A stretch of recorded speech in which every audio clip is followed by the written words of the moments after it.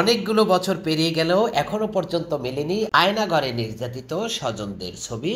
বুকের ভিতর নিয়ে প্রত্যাশায় স্বজনরা যেন ঘুরছে রাস্তায় রাস্তায়। বাবা, ভাই, সন্তান, স্বামী সব হারিয়েও অনেকগুলো পরিবার নিঃস্ব অবস্থায় ঢাকার জাতীয় প্রেস ক্লাবের বিএলপি লাউঞ্জে সংবাদ সম্মেলন করে স্বজনদের ফিরিয়ে পাওয়ার জন্য বর্তমান অন্তর্বর্তী সরকারের কাছে আবেদন জানান পরিবারগুলো। তখন তারা বলেন, আয়নাঘরের বীভৎস কাহিনী আমরা দেখেছি। আয়নাঘর যে কতটা ভয়ঙ্কর সেটা আমরা জানি, তবে আয়নাঘর ভিজিট করা অনেক দেরি হয়ে গেছে। ফ্যাসিস্ট সরকার শেখ হাসিনা পালানোর 2 মাসের ভিতরে যদি আয়নাঘর ভিজিট করা হতো তবে প্রমাণ লোপাটিত হতো না। এ সময় তারা আয়নাঘর নিয়ে বিস্তারিত জানান। আমি 2016 সালে 2016 তারিখে কল্যাণপুর বাসস্ট্যান্ড থেকে আমাকে অপহরণ করা হয়েছিল। তো আমি আসলে অপহরণের যে জায়গাগুলো যে আপনারা আয়নাঘরগুলো দেখলেন, এ তো আয়নাঘর এখনো 3 ভাগের 1 ভাগও দেখানো হয় নাই। কত যে কষ্ট যন্ত্রণার জায়গা ওখানে, আসলে এগুলো আসলে ভাষা প্রকাশ করার মতো নয়। পৃথিবীতে এমন কোনো ভাষা হয় নাই যে আয়নাঘর ব্যাপারে লিখবে। আমরা ছিলাম, আমরা জানি কত কষ্ট, আমরা জানি। আজকে আমাদের বাচ্চাদের কান্নাকাটি করতেছে, কেউ বাবা কেউ ভাই যখন চলে যাচ্ছে আমাদেরকে তারা বলে গেছে যে ভাই আমরা চলে গেলাম, তোমরা একদিন এদের বিচার করো। আমরা আজকে জবান দিচ্ছি, এই বাংলার মাটিতে এই নরপশুদের বিচার হবে। যে সরকার থাকুক আর না থাকুক, কে থাকে কে থাকবে এটা আমরা জানি না। আমরা প্রতিহিংসা আমাদের কোনো কিছু নাই। আমরা আজকে যে কষ্ট আমাদের পরিবার সংসার সবকিছু তছনছ করে দিচ্ছে। আজকে যে গুম কমিশন করছে, এই গুম কমিশনকে আরো কারেকশন করতে হবে, তাদের মনোবল বাড়ানো লাগবে। আজকে অনেকে বড় বড় কথা বলতেছে, প্রতিটা প্রতিষ্ঠান মানবাধিকার সংগঠন থেকে শুরু করি প্রতিষ্ঠানে আমরা দুয়ারে দুয়ারে ঘুরছি, কারো কাছে আমরা বিচার পাইনি, কারো কাছে বিচার পাইনি। কোনো ইলেকট্রিক মিডিয়া, কভার মিডিয়া, সাংবাদিক এইসব ব্যাপারে কোনো কথাই বলার সাহস পাইনি। আজকে আমরা অনেক কষ্টে যন্ত্রণা, আমাদের অনেক পরিবার আছে যারা ভিকটিম, এখনো যারা নাই, রাস্তা ভিক্ষা করতেছে, ভিক্ষা। এই যে আমরা সংগ্রহ করি, তাদের আসার সময় যে গাড়ি ভাড়া, সেই গাড়ি ভাড়ার টাকাটা কিন্তু থাকে না তাদের কাছে। আজকে আমাদের এই সংগঠনের মাধ্যমে যাক আমাদের কয়েকটা বিষয়, যেটা আমাদের, আমরা তো কালকে যে আয়নাঘর দেখছি, আমার মনে হয় না আমাদের কোনো লোক জীবিত আছে বলে, আমার মনে হয় না, দেখ কেউ নাই। আমরা জাস্ট এদেরকে আজকে যে সবাই মিলে একটা সান্ত্বনার বাহিনী গল্প শুনাই এতদিন আমরা টাইম পাস করছি। আমার ধারণা একটাও আয়নাঘরে কোনো লোক নাই, সব মেরে ফেলছে, ওখানে কেউ নেই। আমরা এতদিন আজকে আমাদের বাচ্চাদেরকে, আবার বাবাদেরকে, মাদেরকে যে সান্ত্বনা দিচ্ছি, যা একটা গল্প শুনাই রাখছি এতদিন, যে বাবা তোমার সন্তান আসবে, তোমার মা তোমার ছেলে আসবে, আসলে কেউ নেই। আজকে আরেকটা জিনিস, যে বিষয় হলো যে আমাদের যে আমরা এই যে প্রশাসনের সংস্কার করা উচিত, সেখানে এখনো আপনার এই যে আমাদের বিভিন্ন তদন্ত কমিশন যে কাগজগুলো যায়, এগুলো ঠিকভাবে প্রোভাইড হচ্ছে না। এই প্রশাসনকে সংস্কার করা উচিত। এবং প্রশাসন এখনো, আর র্যাব একটা জালিম, এবং ডিজিএফআই এরা বাস্টার্ড, এরা যারা সন্তান, এরা মানুষ না। এদেরকে কেউ যদি মানুষ বলেন, সে মানুষ হিসাবে গণ্য হবে না। র্যাবকে এবং ডিজিএফআইকে অবশ্যই বিলুপ্ত করতে হবে। এদেরকে বাংলার মাটিতে কোনো অবস্থায় এদের নাম রাখা যাবে না, এদেরকে অবশ্যই বিলুপ্ত করতে হবে। তাই আজকে আমাদের যে বিষয়, সকলকে ধন্যবাদ জানাচ্ছি। আসলে আমরা যারা ভিকটিম, আমরা তো ফেরত আসছি, বাস্তবতা আমরা দেখিয়ে আসছি কষ্ট যন্ত্রণা যেগুলো, আর তারা তো স্বপ্ন নিয়ে বেঁচে আছে। তা আমরা যাই এর সুষ্ঠু তদন্তের মাধ্যমে এর বিচার হোক। এবং এদের আজকে আরেকটা বিষয়, যে আপনারা যে হাতে গোনা 400 রিপোর্ট দিছে, হাতে গোনা কয়েকজন, 10-15 জন 20 জনের নাম আসলো। এক একটা লোক গুম অপহরণের ক্ষেত্রে 80 থেকে 100 জন লোক জড়িত, ফর্মা আছে, সোর্স আছে, রাজনৈতিক, সামাজিক, পলিটিক্যাল, ব্যবসায়িক অনেকগুলো লোক ইনভলভ। তারপর যে উপরোক্ত কর্মকর্তা যাইয়ে একটা লোককে আপনার অপহরণ করা হয়। তাই আপনি যদি 80 জন 100 জন করে ধরেন, সেই হিসাবে 1 লক্ষের উপরে লোক হয়, 1 লক্ষ উপরে লোক জড়িত এই অপহরণ, গুমের অপহরণের সাথে। আজকে আপনারা যে তারা তদন্ত কমিশন 400-500 রিপোর্ট দিচ্ছে, তার ভিতরে হাতে গোনা কয়েকজন, 10-15 জন 20 জনের নাম আসলো, 20-25 জনের নাম আসলো। আপনারা নিজেরাই দেখেন যে একটা লোক যেমন আমাকে যেভাবে নিছে, তার ফর্মা, সোর্স থেকে শুরু করে সমস্ত কারেক্টিং গুলো একটা সিস্টেম আছে, এর মাধ্যমে যাই তো আমাদেরকে এই অপহরণটা করা হয়েছে। সেই হাতে গোনা যে এইগুলো জাস্ট আমাদের একটা সান্ত্বনা দেওয়া, টাইম কিলিং করা। আজকে কেন 6 মাস পরে আয়নাগর ভিজিট করতে যাবে? আয়নাগর ভিজিট করা উচিত ছিল কমপক্ষে 2 মাস পরে ভিজিট করা উচিত ছিল। কেন 6 মাস বেশি? যেখানে আমরা ছিলাম, আমি 101 নম্বরের ছেলে ছিলাম, কই সেই ইয়াগুলো কোথায়? সেগুলো বিল্ডিং টিল্ডিং কোথায় ভেঙে গেছিল, তস করে ফেলছে।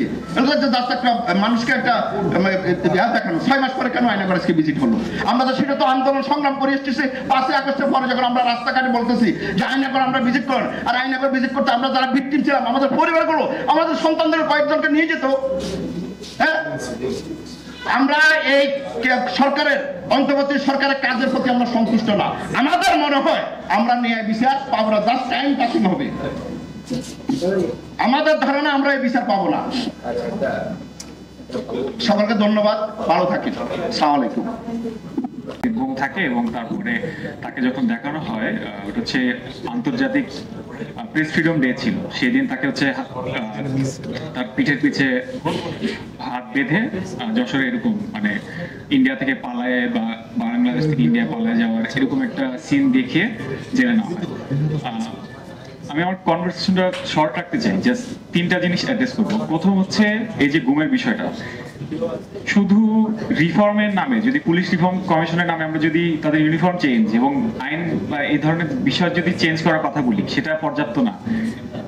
একটা স্বাধীন সংবিধানের দ্বারা লের একটা দেশে থেকে এই যে আমাদের ট্যাক্স পেয়ারের টাকায় আমাদের যতগুলো পুলিশ বডিগুলো আছে, তারা যদি গুম এবং খুন করতে পারে, সেটার বিচার হওয়া দরকার।